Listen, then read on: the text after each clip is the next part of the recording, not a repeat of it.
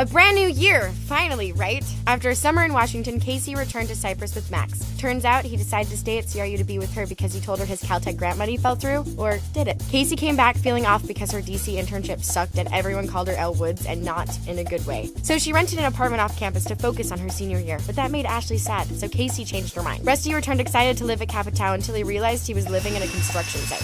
He finally realized he was a Capitown no matter where he lived, so he and Dale moved into that apartment Casey no longer needed. With everyone back where they belonged, it was time for Rush Week. Ashley enlisted Rebecca to be a mole in Franny's new sorority, Icky. Yay! Rush spy!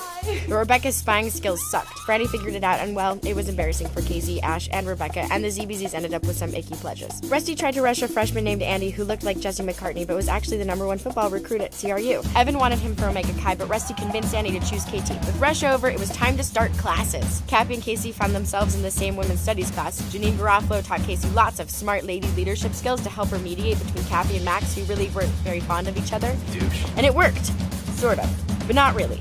Rusty met a beautiful transfer student, Jordan, and fell for her fast and hard. Ouch. He convinced her to join ZBZ and was about to make his move when she started dating Andy, and it made Rusty crazy, but they were both friends, so what could he do? They went to a wedding and shared a super romantic kiss. Rusty felt guilty, so he told Andy, who confronted Jordan, who got mad at Rusty, who tried to make it up to Andy. Do you want to hit me? But Andy decided to quit KT and go on tour. Rusty thought he'd lost Jordan forever, but when they went to the Sistine Chapel together, she finally fell for him too. Love was in the air for everyone. Ashley started dating the new ZBZ Hasher Fisher, who drives a motorcycle and likes to paint himself blue. Dale was seduced by his aggressive landlady Sheila. Rebecca tried dating a hot lesbian until she realized she wasn't one. A lesbian, that is. Calvin found a new gay guy, his closeted Omega Chi roommate Grant. Awkward, but hot. Evan got sick of Franny using him for his money, so he hooked up with a townie and flaunted her in Franny's face. They broke up, thank God. Casey found out Max gave up grad school for her. He tried to lavalier her. Too fast. She didn't want the grad school thing to ruin their relationship, so she put on glasses and got Max an awesome job in London. He left for a month and Casey was sad. Meanwhile, Cappy and Evan got kidnapped by scary people in hoods and taken to a secret underground lair with the guy from Ferris Bueller. They learned they'd both been chosen for the elite Amphora Society. It was like the Skulls, but interesting. Cappy tried to leave because he still thought Evan was a douche, but then they worked out their issues. They decided to give their friendship another shot, secretly, of course. Cappy's relationship with Casey started to change as well when she found out he and Rebecca broke up because he still had feelings for her. So she confronted him, and he denied it, but it was obvious he was lying. Their friendship ended. Which brings us to homecoming. After getting advice from his newer friend Rebecca, Evan grew a pair and told off his parents. He gave up all his money, except the Ironman Audi. He's keeping that. ZBZ was determined to defeat Franny and her Icky Ickies at the float competition. Then ZBZ got paired with the KTs, and Rusty used his nerd powers to make an amazing float, and it looked like they had it in the bag until the truck broke down.